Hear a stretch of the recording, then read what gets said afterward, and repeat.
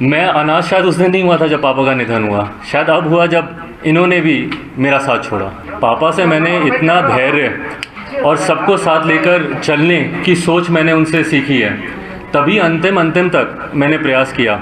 उस दिन जब मैं उनके घर पे भी गया, उस दिन की अगर मैं बात बोलूँ, मैं ईमानदारी से, मैं शारीरिक तौर पर मेरी क्षमता उतनी नहीं थी कि मैं जाऊं और वहाँ पे वो कर सकूं, बट उसके बावजूद मैंने वो प्रयास किया। मैंने अपनी तरफ से मैंने आखिर तक मैंने कोशिश की। जो आप कदम उठाने की बात कर रही हैं, जैसा मैंने कहा कि चुनाव के दौरान से ही कहीं ना कहीं आभास था, तो पार्टी के इन सांसदों के ऊपर शायद सस्पेंशन की कार्रवाई बहुत पहले हम लोगों को कर देनी चाहिए थी, पर मैंने अपनी तरफ से मैंने पूरी कोशिश की। जब तक इन लोगों ने सामने से, मैं सही बोलूं, मैं एक व्यक्तिगत बात मैं ज़रूर बोलूँगा, मेरे पापा का निधन हो गया, पापा अब नहीं है।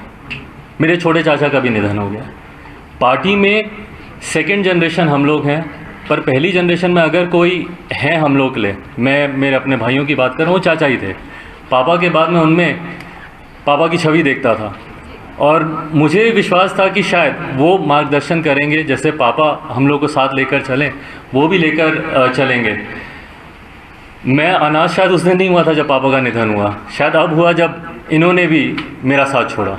चिराग जी, क्या नीतीश कुमार को सीधे आप जिम्मेदार मानते हैं आपकी पार्टी में फूट के लिए? और दूसरा सवाल ये है कि बीजेपी के नेताओं को पूरी तरह से क्लीन चिट देते हैं जो आपकी पार्टी के अंदर हुआ, क्योंकि आप एक तरफ कह रहे हैं कि ये पार्टी का अंदरूनी मामला है, लेकिन दूसरी तरफ तो आप जेडीयू के नेताओं को जिम्मेदार ठहरा रहे हैं। नीतीश कुमार को जिम्मेदार? मैं एक बात मैं स्पष्ट कर दूं, जब आप बोलते हैं नीतीश कुमार जी को आप सीधे जिम्मेदार, कहीं ना उसमें मेरे पक्ष को कमज़ोर आंका जाता है।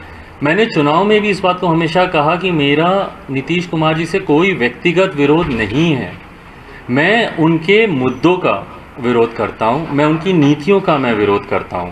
आज भी मैं इस बात को मैं कैसे बोलूं कि उनकी सीधी भूमिका है, बट हाँ, जिन नेताओं की सीधी भूमिका है वो उन्हीं के पार्टी के लोग हैं, तो उसमें प्रत्यक्ष या अप्रत्यक्ष रूप से अगर आपकी भूमिका है तो कहीं ना कहीं जिम्मेदारी आपकी बनती है, और वो उस पार्टी के मुख्यमंत्री हैं।